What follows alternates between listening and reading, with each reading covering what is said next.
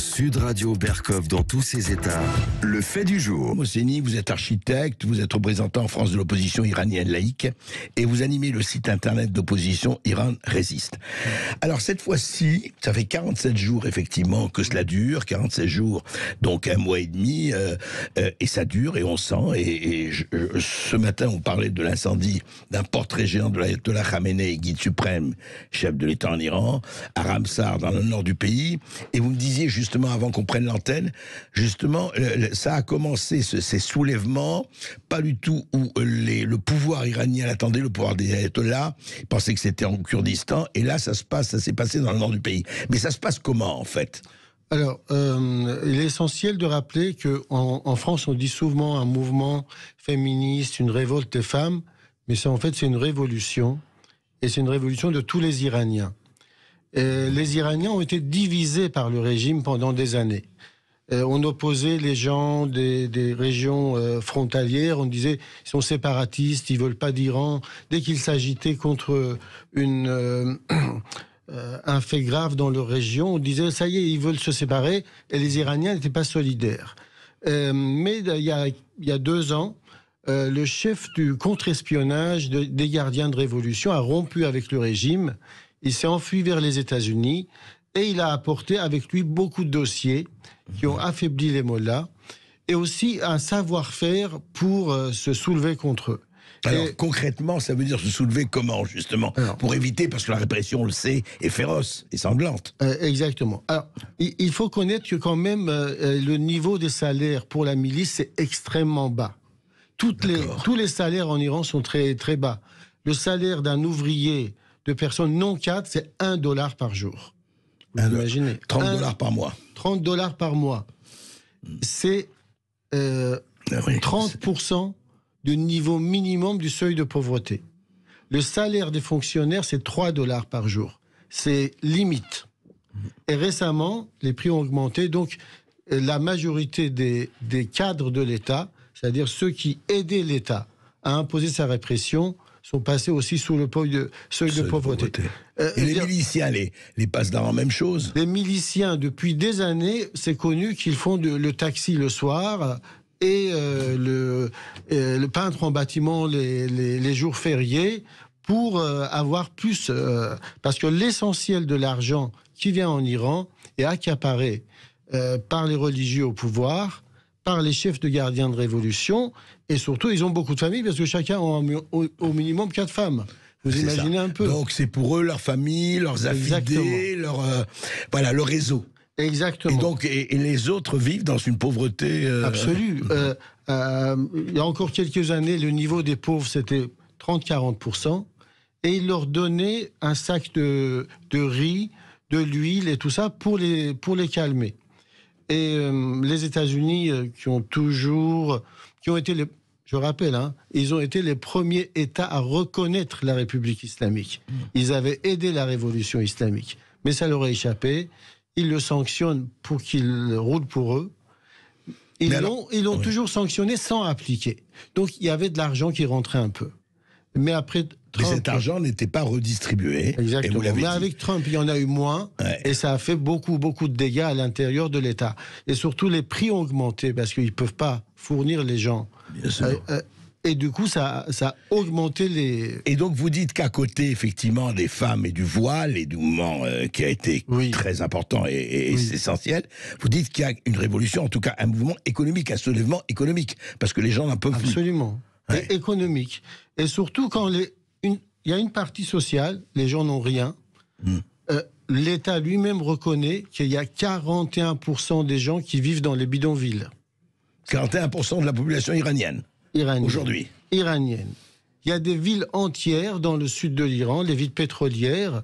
Les habitants sont des Arabes qui ont fui les pays arabes dans les années 30 pour se réfugier en Iran. Ils sont très patriotes, ils aiment l'Iran, mais ils sont sunnites et ils n'ont pas de l'eau courante dans leur ville. Ils ouvrent le robinet, il y a de la boue qui coule. Il n'y a pas d'électricité dans les villes. D'ailleurs, tout ce qui existait, comme ils ne l'ont pas entretenu, ça a disparu. Ça s'est effondré, bien sûr. Et en fait, tous ces gens-là étaient mal aimés parce que sans cesse, le régime lui-même organisait des attentats séparatistes pour dire, regardez, c'est les méchants. C'est la faute des sunnites arabes, etc. Ne les aidez pas, surtout ne les aidez pas. Et en fait, ce qui s'est passé, c'est que la masse de tout ce qui a été fait, quand même, on sort de 4 ans de révolte et de grève permanente. Et à ce moment-là, qu'est-ce qui s'est passé ? Les gens ont eu une prise de conscience. Et surtout, la personne qui respecte le plus, qui est le fils du roi, il été le seul... Le fils du roi est respecté. Mais le roi est respecté, mais à un niveau que vous ne pouvez pas imaginer. On a sur notre site des vidéos, les stades qui sont remplis normalement de jeunes miliciens crient son nom pendant des quarts d'heure entières. Parce qu'en fait, les gens lisent, ils voient ce qu'il y avait avant et qu'il n'y a plus rien. Et le fils du Shah a fait quelque chose d'incroyable. Il a décrété 2 jours de deuil national pour la disparition de Mahsa. Et il a créé... Rappelez Mahsa, juste pour nos auditeurs. Voilà, une fille, pas d'une famille pauvre, de Kurdistan, qui vient visiter la capitale. Sa voix, elle est mal mise. Et elle est arrêtée, bousculée, frappée à la tête au poste de la police. Et la vidéo paraît... en fait, en Iran... On la voit agonisante à l'hôpital. Exactement. En Iran, le système de Mollah est il s'inspire un peu de l'Union soviétique. Il a ses propres opposants. Ces opposants n'ont rien à dire. Je pense que Mahsa a été tué exprès, les vidéos diffusées pour que cette opposition ait quelque chose à dire. À bas les patrouilles, à bas le voile et tout ça. Mais les autres opposants, c'est-à-dire la majorité du peuple, a profité de l'occasion et il y a eu la prise de conscience par le fils du roi qui a fait que tout le monde s'est mis à manifester et ça a dépassé ce que le régime voulait faire, c'est-à-dire créer une diversion, aider une fausse opposition. Mais au-delà, justement, au-delà du roi et du Shah, quand même, on peut pas dire qu'Ahmed Mohseni, que le Shah, même s'il est regretté par certains, était le plus populaire du monde. Enfin, je veux bien que par rapport aux ayatollahs, c'était sûrement... Mais je veux pas discuter des mérites respectifs de la monarchie et des ayatollahs. Ce que je voudrais savoir, c'est aujourd'hui, à l'heure où on parle, parce qu'on dit quand même l'Iran, enfin de l'extérieur, hein, l'Iran, mais il tient très bien, les passedarans, les gardiens de la révolution, il y a un ordre, il y a une milice, il y a des soldats, on a beau faire des choses, c'est terrible, mais la répression est tellement féroce qu'on n'y arrivera pas. On dit ça depuis des années. Et vous avez l'impression de dire, ce qu'on a discuté, c'est que cette fois-ci, c'est différent. Absolument, mais une partie de cette répression est vraie, et l'autre, c'est de la propagande du régime. Mais aujourd'hui, franchement, il est possible de durer comme ça, parce que qui sont les aides? Comment ça se passe au niveau des aides extérieures? Les aides extérieures, il n'y en a pas. Il n'y en a pas du tout. Pas du tout. Il y a des déclarations d'intention. Par exemple, hier soir, je regardais RFI. Un expert iranien a été invité, que je ne connaissais pas, mais j'ai regardé. C'est un expert qui, il y a 2 mois, parlait de l'aboutissement de l'accord nucléaire et que ça allait être bien pour le régime. Bon, je pense que c'est des gens qui s'adaptent un peu. L'Europe est en train de voir s'il peut sanctionner les gardiens de révolution ou pas. Pour les Iraniens, c'est n'importe quoi. Ça fait 40 ans qu'ils entendent ça. C'est pas possible, c'est ceci, cela, parce qu'ils ont des services qui sont pas dans la répression. Mais en fait, même si tout cela ne arrive pas, il se passe énormément de choses en Iran. Des attaques au cocktail Molotov contre tous les centres de pouvoir. Des attaques contre les miliciens. Les gens les plus anciens qui ne vont pas manifester ramassent toute la journée des briques et de l'huile et ils le jettent sur la tête des passedarans quand ils passent dans la rue. Ils ont de la sécurité nulle part. C'est fou, hein? Les filles partent la journée poser des croix sur la maison des chefs pastarans, dont l'identité... Donc un peu partout, par quartier, par capillarité, etc. Exactement. Les gens proches du chef dissident des pastarans balancent toute la journée l'identité des gens qui sont dans la rue, une arme à la main. Ils donnent l'adresse de la personne, les filles partent dans la journée, mettent une croix sur sa porte. Le soir...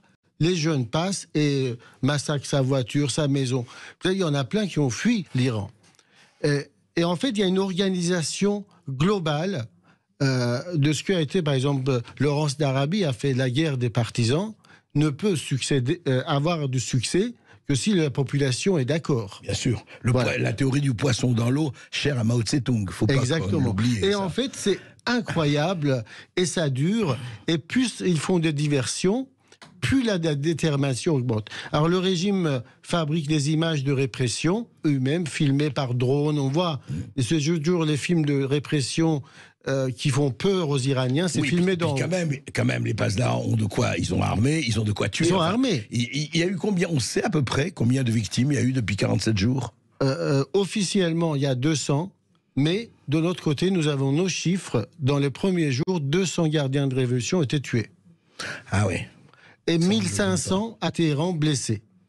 Gardiens de la révolution. Oui. D'accord. Donc il y a quelque chose qui est du ressort de la contre-offensive populaire, enfin d'après ce que vous dites. Exactement. Ils ont fait une contre-offensive, par exemple, dans la région de Baloutchistan, qui est à côté du Pakistan. Tout de suite, il y a eu des ripostes et 3 chefs des gardiens de révolution étaient tués dans leur voiture. Et si on ne peut pas les connaître que si on est des services. Oui, bien sûr. Bien sûr, parce qu'il ne faut pas... Alors, Kaveh Mohseni, devant cette situation que vous nous décrivez, c'est bien que vous nous le décriviez comme ça, est-ce que honnêtement, ça débouche sur quoi? Ça peut déboucher sur quoi? Ça va durer, parce que pas y avoir un renversement de régime en 3 semaines, mais ça peut déboucher sur quoi? Et surtout, sur qui vous, opposition iranienne, etc., sur qui vous pouvez compter à l'extérieur aujourd'hui? Compter en tant que personne non iranienne ou iranien? Non, en tant que, d'abord, primo, est-ce que le mouvement peut durer comme ça et peut déboucher sur un changement de régime, pour être tout à fait clair, et aussi pour déboucher sur ce changement de régime de l'étranger, justement des non-iraniens ou des puissances, etc. Vous pouvez aujourd'hui, sur qui peut compter cet Iran insurrectionnel, ou disons cet Iran de soulèvement? Alors, la seule personne sur qui les Iraniens comptent, c'est Trump. Parce qu'il a été le seul président américain qui a jamais soutenu des révoltes en Iran. Alors, il était très mal noté en France, mais il a fait des choses extraordinaires pour l'Iran. Il a surtout mis fin à la complaisance et des sanctions qui n'étaient pas des vraies sanctions. C'est-à-dire, les Américains appliquer une sanction contre l'Iran sur l'Europe, mais par contre autoriser l'Inde à avoir les mêmes relations commerciales avec les mollahs. Donc ça changeait rien. L'argent rentrait. Ils avaient des contrats, ils signaient des contrats pétroliers via des compagnies canadiennes. Alors bon, c'est... ça n'a rien changé sur le fond. Mais donc, aujourd'hui, Trump n'est pas au pouvoir, c'est Biden qui est au pouvoir. On verra ce qui va se passer après le 8 novembre, l'élection des mi-termes. Mais en attendant, la situation violente et quand même terrible pour le peuple, pour tout le monde, va durer, à votre avis? Ça va durer? Ou ça peut s'arrêter pour reprendre peut-être d'ici 1 an, 2 ans ou Non, pas? en fait, ça ne s'arrête pas. Et en fait, il s'est passé des choses un peu très importantes avant ce soulèvement. Il y avait beaucoup de grèves, il y avait des grèves générales en Iran. Et à un moment donné, une partie importante des gardiens de révolution, qui sont les gardiens de révolution des systèmes cybernétiques du régime. Tous les hackers et tout ça se sont révoltés contre le régime en balançant sur les panneaux publicitaires. Oui, c'est vrai. De rue. Non, mais vous avez raison, on a entendu ça. Mais le régime tient, pour le moment, il tient. C'est pas... Mais à ce moment-là, il y a eu un mouvement de panique chez les riches du régime. Et ils ont commencé à retirer leur argent des banques. Et la même journée, dans la même semaine, il y a eu la plus grande casse de l'histoire de l'Iran. Toutes les coffres de la plus grande banque de Téhéran ont été cassés de l'intérieur de la banque et tout ce qu'il y avait dedans, qui appartenait aux riches du régime, leur a été volé pour qu'ils ne puissent pas prendre l'argent et partir. En fait, le régime, dans ces récentes années, distribue 65% de l'argent qui vient de l'étranger à ces riches. C'est-à-dire c'est ça. Ça, vous l'avez dit, oui, absolument. Et un effondrement à la bourse de Téhéran. Ces capitaux sont en train de quitter l'Iran. Et depuis 2 jours, le prix de dollar a monté de 10%. C'est-à-dire en 8 ans, a été multiplié par 10. C'est énorme. Écoutez, on va reparler de tout ça. Merci Kaveh Mohseni pour toutes ces précisions, parce qu'on n'en parle pas de tout cela. Juste, je peux ajouter un mot. Oui. Au cours de ces dernières années, le régime a perdu la confiance du Hezbollah. Parce qu'il a explosé. Du Hezbollah libanais, parce qu'il a explosé ses réserves de nitrate de Beyrouth. Il a perdu le soutien d'Assad. Il a perdu l'Irak avec Sadr qui s'est retourné contre lui. Il est seul. On va reparler de tout ça. Le régime est seul. On va suivre tout ça avec vous. Et merci en tout cas de nous avoir apporté ces renseignements. Merci à vous et j'espère à bientôt. À bientôt.